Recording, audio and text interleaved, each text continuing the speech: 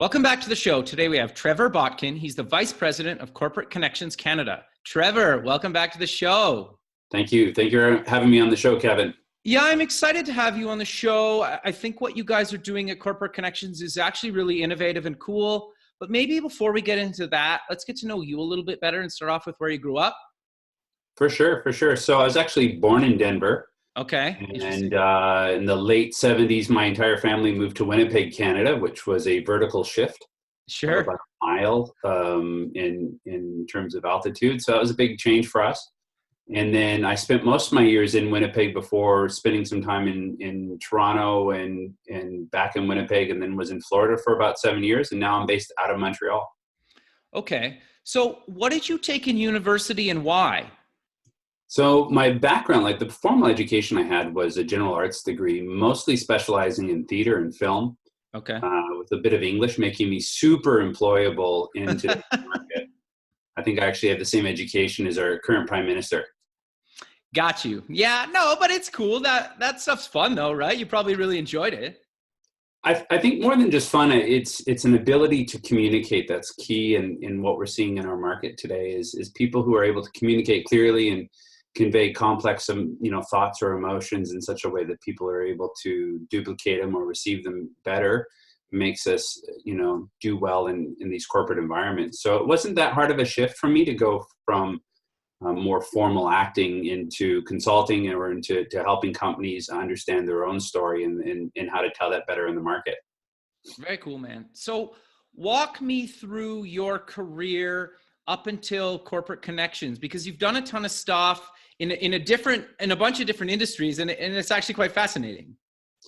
Well, yeah. So, I mean, I did the acting coming out of college. I did university and college, basically. And then when I got my degree, there was an opportunity in Florida and followed that and ended up doing construction and running hotels. So I have about 15 years of customer service experience based in either fine dining or in five-star hotels.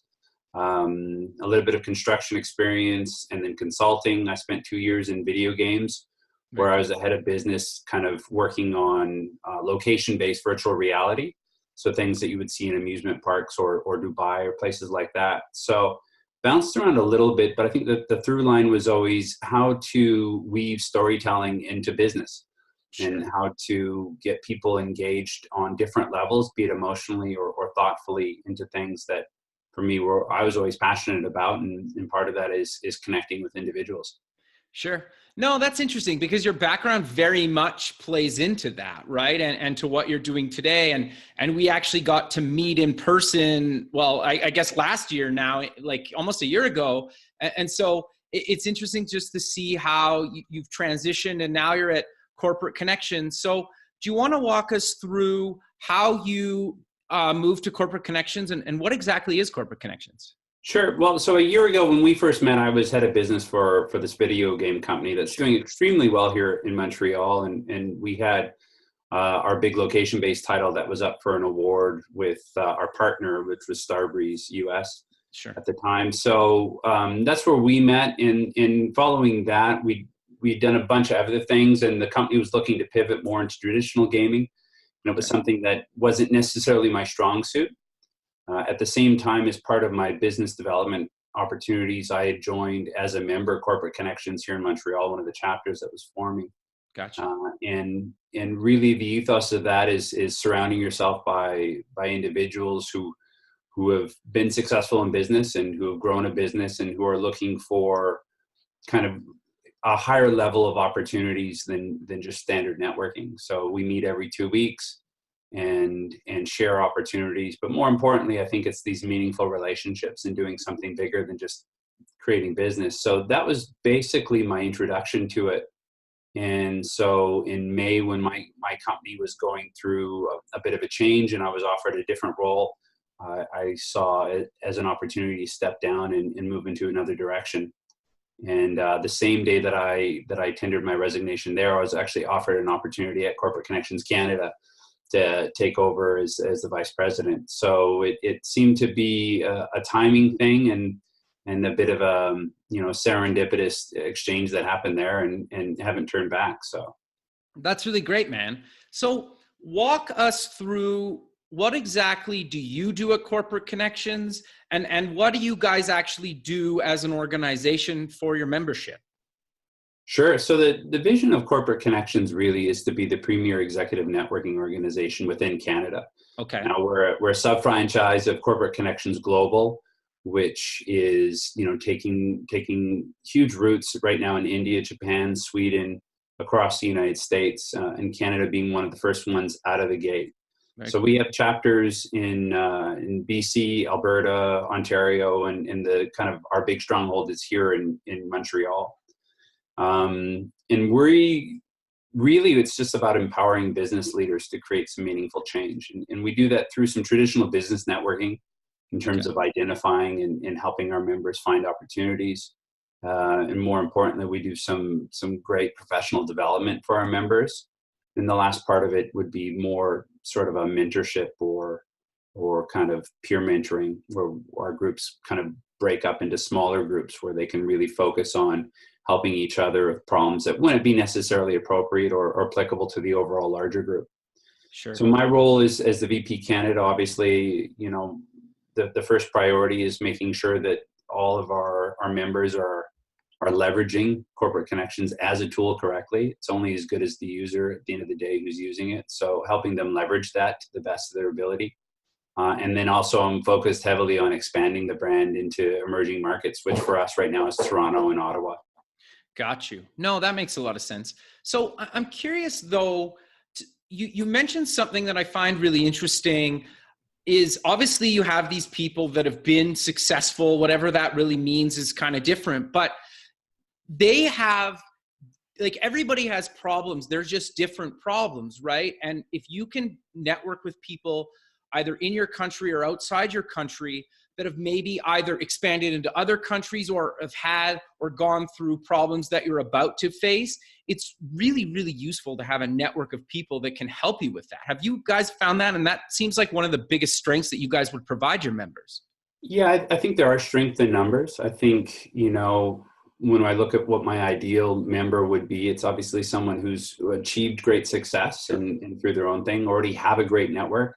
So ironically, my ideal member doesn't need me to expand their network. Okay. So it's how can I think the first thing is, what do they want to accomplish and where do they want to go within their organization? If they own it, then what's their plan? Is there an exit strategy? Do they want to take to the next level?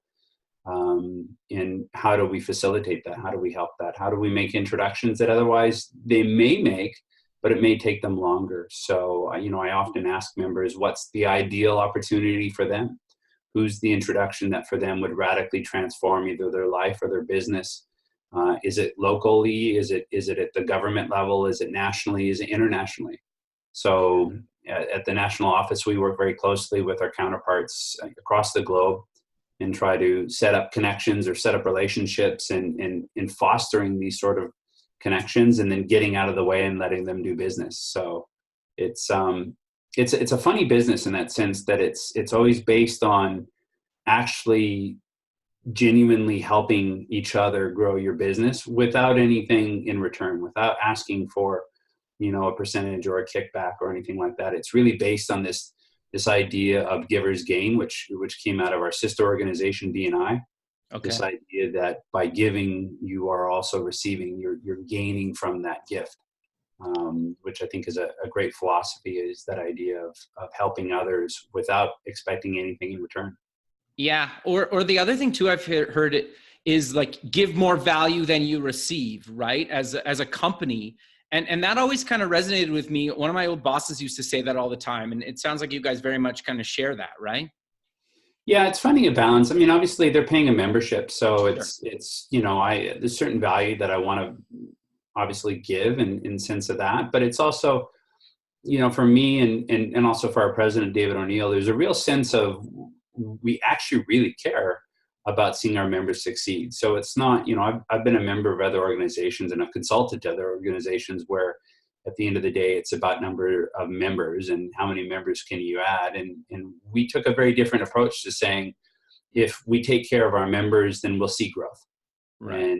And as opposed to worrying about how many members can we add, it was, can we make sure that all the members we do have, they stay and that they come back and they talk to their friends and they bring it in. So, one of our metrics is just, is retention. And that's what we focused on, is how can we continue to provide value, but also how can we make sure that our members, again, are seeing the kind of growth that they want to see, and what's the metric that they base their return on.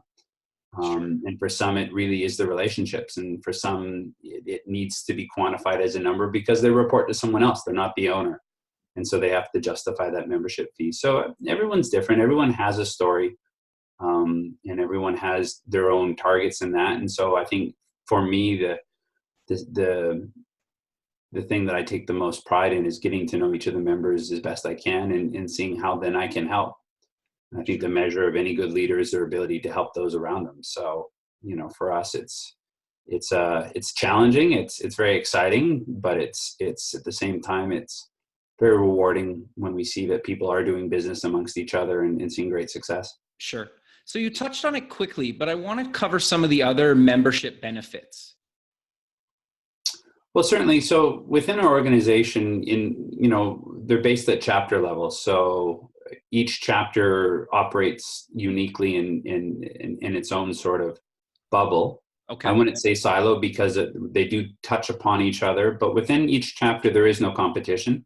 Okay. So each vertical is taken up by one individual, and that person is the sole wealth manager or commercial real estate agent or M&A lawyer. So you may have more than one lawyer, but they each divide it up so that whenever an opportunity comes in that's for, let's say, a litigation lawyer, that's where the opportunity goes. Gotcha. So it's not really the idea of I'm only going to do business with the people in the room. And I'm not looking to only do business with the other people in the room. It's their network and the access to their people. So there was an American, I think, anthropologist named Dunbar who came up with something called, that we just quantified now as the Dunbar number. Okay. And he was researching workers in the Gore-Tex factory. Okay, interesting. And what he came up with was that an individual is only able to sustain 150 relationships. Interesting. And so when we look at Canada, I think the number might be a little bit higher, and they got that from census data by how many people attend the average Canadian funeral, which was closer to about 240 people. I know it's grim, but when we start looking at numbers, we go, okay, so that's a sustainable number of people that you can maintain your relationship. At the other end of the spectrum, there's about 5 people within business that we consistently trust or do business with. Okay. And then at the other end of the spectrum, you have about 1,500 people in the average social media network. Right. But at 150, we have sustainable, actual relationships. They know your name, you know their name. We remember where we met, and when we talk to each other, there's some sort of understanding. Sure. And so when I come to you as another member and ask you, I need help getting a connection to so-and-so, or I'm looking for a company who needs this, I'm not thinking that you're my client. It's access to your 150 sustainable people, or access to your 1,500 if we go up into your social media. Right. So it's really about quantifying the number. So if in a chapter we have 24 members, we go 24 times 150, or we go 24 times 1,500, that gives you an idea of what any one individual ask can kind of penetrate. Interesting. No, that makes a lot of sense. Right. So when when I'm training the members in terms of how do you give an ask and saying, my name's Trevor, I'm looking for a company, or I'm looking for access to this CEO. I know that Air Canada is doing a tender, they're putting out a bid, but I don't have my foot in that door yet. Right. And so somebody in the room will have access to that person. Will say, that's my next door neighbor. Actually, I golf with that person, or my kid's on the same hockey team. And that's the power of relationships. And it's not who you know, but it's how well you know them. So then it's like, let's talk offline. Let's find out what you need or what your thing is. And let me figure out what's the best introduction between you and that individual. Sure. And so that's how the typical meeting goes. It's that everyone has an opportunity to say who they are, what they're doing, and really focus down to, this week I need an introduction to so-and-so. Does anyone have that introduction or do that? So we go through our LinkedIn's, we work it out and figure it out. So it's very strategic. It's a structured process, and it's a way that facilitates very quickly going from A to B. It's not a shotgun approach. It's more of a sniper approach when we talk marketing. Makes and sense. that. So it's all about, you know, there's an interview with Bill Gates and Warren Buffett, and Warren Buffett pulled out his little agenda, and threw it on the table and showed it, and they're flipping through it, and the interviewer, whose name I'm pulling a blank on, he's like, it's empty. There's basically nothing in it. And he goes, no, because I can buy anything I want. This is Warren Buffett. I can literally buy anything I want, except time. Yeah, interesting. So the thing I'm most protective of is time. And it's the thing I hoard the most because I can't buy it.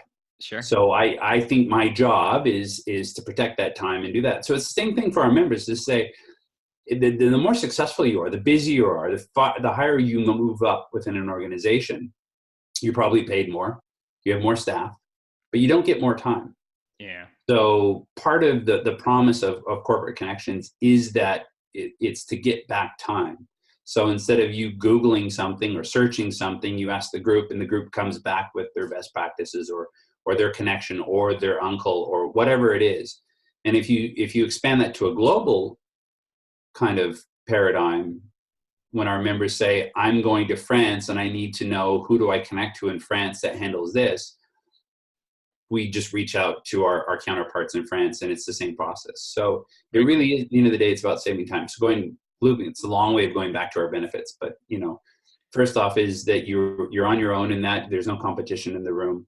Right. It's about saving time. We do high-end professional development and in that, and then it's lifetime relationships in terms of when you need something, you have people that not only know you, they have affinity for you, and they've got your back. And I think in our society, as we further fragment, as we go more digitally in terms of we're connected socially, but we're not that, as we move away from organized religion, where many of us no longer attend a church regularly. We're not Rotarians. We're not, members of the Masons. As we move away from these structures of where we could just turn to the person next to us and say, hey, I'm painting my roof. I'm painting my house. Who did you use? As we disconnect physically, it's harder and harder for us to get those quality referrals. Or we say, who do you trust? And who do you use? And I think Corporate Connections fills that, especially for executives who, when they hit a problem, as you mentioned, no problem's isolated. We've all experienced it in some form. So some of us may have even solved that problem. So the ability to turn to another person and say, my wife is asking for more time at home, and then my partner's asking for more time at the office. How do I navigate that? And there'll be someone in the room who said, been there, done that. Let me give you advice based on my experience. And I think that's really important when we can connect men and women who otherwise don't have those resources, connect them together and provide a platform where they can really have honest, frank discussions and do business and have fun and, create meaningful change in their communities. No, I think that makes a lot of sense. So I'm curious, though, for people that are looking to become a member, what criteria do they need to actually become a member of Corporate Connections? Well, so all of our members are invited by another member. Okay. And generally speaking, that's the first step, is that someone believes that your business or that you and your integrity merits being part of the group. So to be a member, you're sponsored in by someone else who vouches for you and says that. In terms of your business, we're looking for companies that are in the top 4% of their vertical. A good baseline would be most of the companies are over 5 million in sales or assets. Okay. And so we're looking also for a VP, executive, or owner of the company. Okay. So anyone in that C-suite who's a VP or director, president, CEO, ideally it's someone who's also doing business development or who is managing the day-to-day, so that they'll see the greatest benefit of having a network of people. So, it depends. There's not any one sort of formula, but that 4% of their vertical. Some companies in Canada don't have 5 million in sales, but are definitely in the top 2 or 1% of their vertical. So it really depends. It's case by case. But that first thing is being vouched for by another member who says, yeah, that's great. When they come to us outside of that, then there's an interview process long before they would do that. And just to find out, what are their goals? What are their ambitions? Are they there to receive? Or are they there to give? And kind of what kind of fit will they be to any individual group? So a lot of it's curating more than recruiting. No, that makes a lot of sense. So can people start their own chapter if it's not currently in a city that they live in, or how does that process kind of work? Yeah, so we're looking at further expansion across, certainly across Canada. I know there's other pockets that are popping up. They can certainly reach out to the Canadian office. The starting a chapter is definitely possible, and we have support. Most of our materials are now in both languages, so we have certainly all the English material, and we're working on filling out all the French, being here in Montreal. So, I definitely want to, by the end of the year, start looking at other markets like Winnipeg. I think Halifax is a great place to be as well. The East Coast is certainly underserved. There's some great companies popping up out there. Definitely want to see stuff in Calgary going on. Right. I know our 2 chapters in Edmonton are quite successful. So it's definitely something that if someone was seeing this and said, oh, that's what I want in my market, it's a conversation we can have, and we can start looking at how we can support that or how we can grow in that market. But for now, it's kind of hands-on for me. So it really depends. But again, being in Vancouver, Edmonton, Ottawa, Toronto, Montreal, we've got a good first step on that. If you're interested in you're in a smaller market, or you're not quite at that 4% or 5 million cap, then definitely our sister organization, BNI, same principle, a lot of the same concepts. They meet every week instead of every other week. Okay. And that would be a great option because they're a massive group across Canada and doing incredible things in almost every market. No, that makes a lot of sense. So we're kind of coming to the end of the show, but I want to close with mentioning where people can get more information about Corporate Connections, and any other links you want to mention, maybe some social media. Well, certainly. We're on LinkedIn, so that's kind of where we've focused in terms of Corporate Connections Canada, is focusing on our LinkedIn profile. I will admit it's not up to where I want it to be, and by the end of this year in 2019, it's definitely a priority for us to put more content. Sure. And content that we're curating from our members and for our members. So we're definitely there at Corporate Connections Canada. And then also on the web, it's corporateconnections.com, which is our global website, and you can find a chapter there. So it is a global organization, and Canada is kind of leading the charge in terms of number of that. But I think our friends in India and in Japan will quickly catch up to us. It's something that I think speaks very well in their demographic as well. So we're very excited about what will happen in 2019. It certainly bodes well for all of our members to have access to other markets as well. Sure. And it seems like a lot of those other countries you're expanding into are just in like this huge economic boom right now. Not saying they necessarily weren't maybe before, but it seems like they're more and more in kind of the media as kind of just constantly growing really fast. Is that fair to say? Well, if you look at India, and yeah, sure, there's explosive growth. I think there's a real entrepreneurial spirit in India and in that market. So, and I think we're going to see more of that. Certainly Dubai and Bahrain. There's a lot of, in the Middle East, I think there's a lot of people pushing out and creating companies, and they're exploding. And I think it's fabulous. So I think what we'll see is a continued growth from there.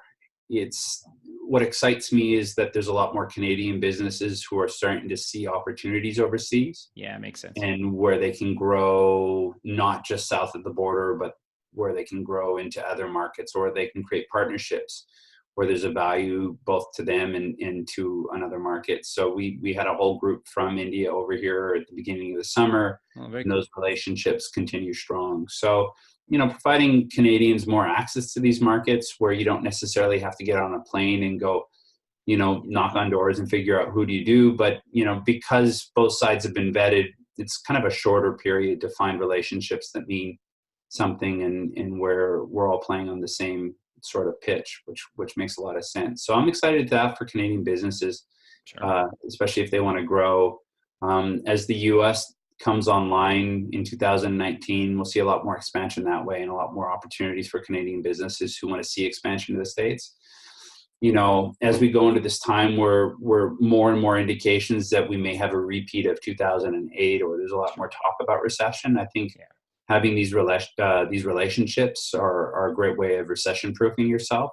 Sure. Where we're understanding, markets and going that this isn't the time to kind of hole up and dig a trench and try to hide. It's a time of pushing out there and making connections and making relationships across the globe so that you're a little bit more set up in case something goes down like 2008. Yeah, no, makes total sense. But sadly, we're out of time. If people want more information, they can go to CorporateConnections.com. And Trevor, again, thanks for being on the show. And I look forward to keeping in touch with you, and have a good rest of your day, man. Thanks, Kevin. Happy New Year to you. Thanks. You too. Okay, bye.